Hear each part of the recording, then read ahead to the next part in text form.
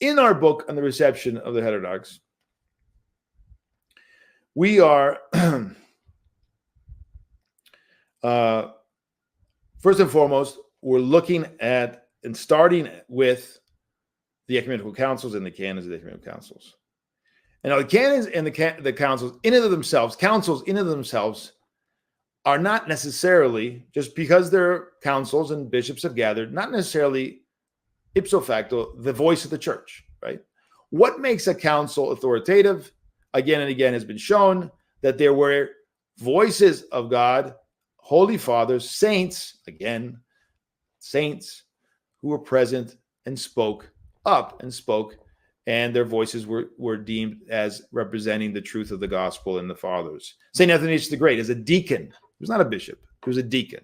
And he spoke and he was heard, and largely his voice won over at the First Ecumenical Council. St. Maximus the Confessor, even though he reposed 20 years before the council, his theology, his voice as a monk, not a bishop, was decisive, and they accepted it and they embraced it, and he was, of course, glorified. But he was rejected in his lifetime by almost all the bishops of his day. These are things people need to keep in mind when they say blind obedience. I just said somebody right back, say, you must be obedient. This is not orthodox. We do not have blind obedience in the Orthodox Church. Does not exist, has never existed, cannot exist. You would not have St. Maximus or St. Athanasius or and thousands of martyrs and confessors of the faith who resisted heretics in the midst of the church, bishops who were heretics. You would not have these in the Synaxarion if there was such a thing as blind obedience. It's so simple, and yet they come back again and again and again. Obedience, obedience. Of course, obedience. Of course. It's the cornerstone of the monastic life. It's the cornerstone of our salvation. He was obedient unto death. We understand all that.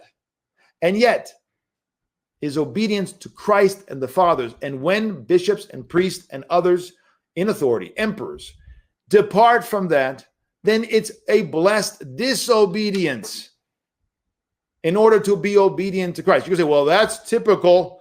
That's what the Protestants say.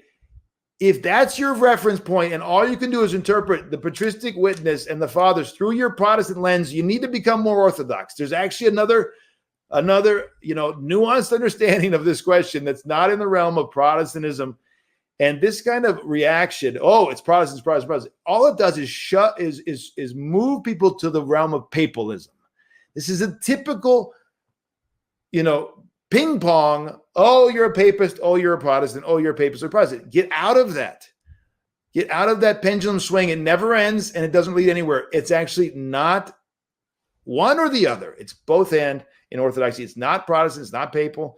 It's not you must blindly be obedient or you're a Protestant. That's not true.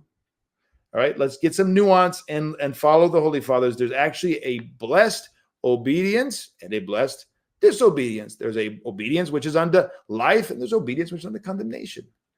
If you're in a monastery and the abbot starts having women in the monastery, or it teaches heresy or brings young children, the canons and the teachings of the Fathers, St. Basil and others, say, you can leave.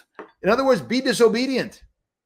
You can leave the monastery. You can disobey. You can walk away from that abbot. Why? Because he's no longer leading you on the path of salvation.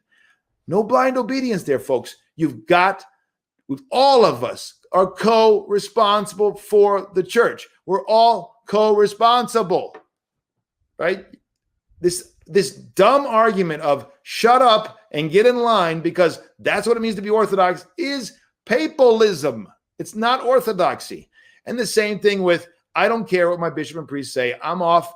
I'm going on my, super correct. That's also distortion, Protestantism, if you want to call it that, or the zeal not according to knowledge, or a schismatic tendency. There are always two extremes, folks.